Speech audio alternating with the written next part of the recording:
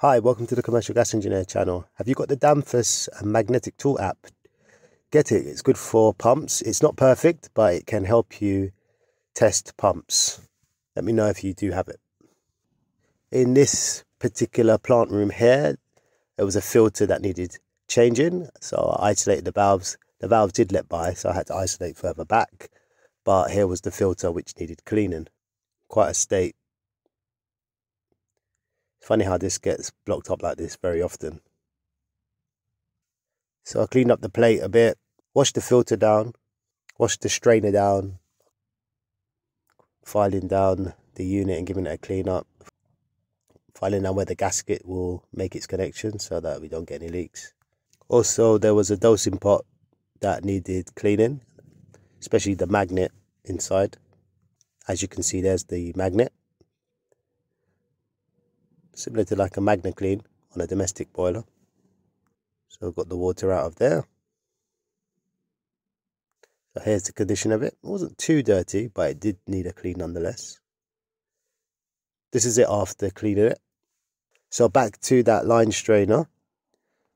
Before putting it on, this is the old gasket. So it's a sort of an adhesive gasket. This is the joint sealant that was used.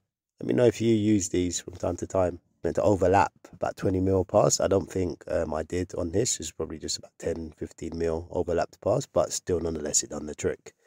Went to a call out where there was no hot water from a gas-fired water heater.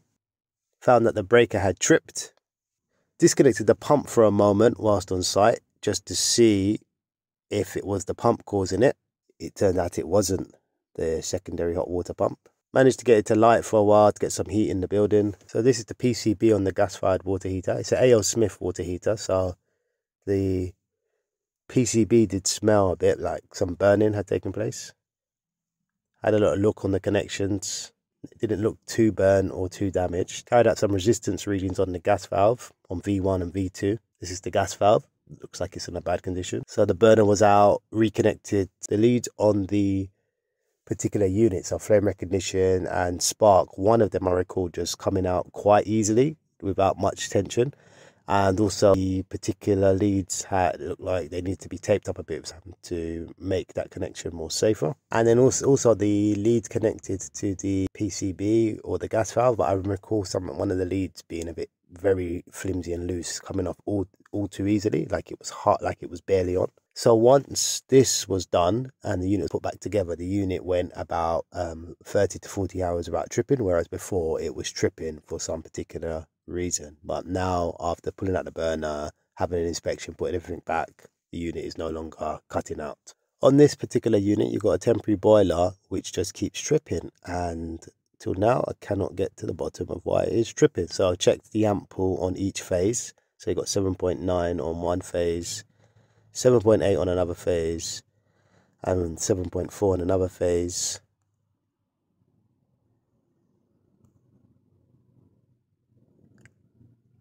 Had a little look at the over current setting, which is set to 17 amps.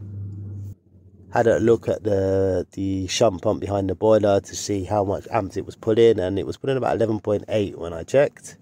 So this is the forced draft burner, the temporary boiler. The initial call out to see why it's not working. There was no power going to it. Found that the breaker had tripped and it was continuing to trip. But then after turning it on, it did hold up. I was checking what VT pumps were operating. Okay, in this particular plant room, you have a flood, as per usual, but the flood has managed to get so high that it is playing with the sensor on the booster set. So it's interrupting the sensor on the booster set down here. So I'm going to have to use a sump pump, get all the water out and get that sorted. So this is the brake tank on the ground floor, full of water. There's more water in this same plant room. So there's some tanks on the loft, in the loft as well, loft space, which we'll need to check. And these are just some forced draft burners which had to turn the temperature up because they were in the chill, in the really cold period. They were not high enough. They weren't able to produce enough heat for the demand, so I had to tweak these up and then monitor them. Here's another one being monitored after turning it up. And these are the temperatures before adjusting So made an adjustment. So 67 Celsius is what they were on during the cold spell, but managed to get them up to about 72 Celsius. Here we go. So it was -1 outside, but then we got those temperatures up almost to 72 Celsius. Thank you for joining me. Please leave comments in the section below. Until next time. Bye bye bye.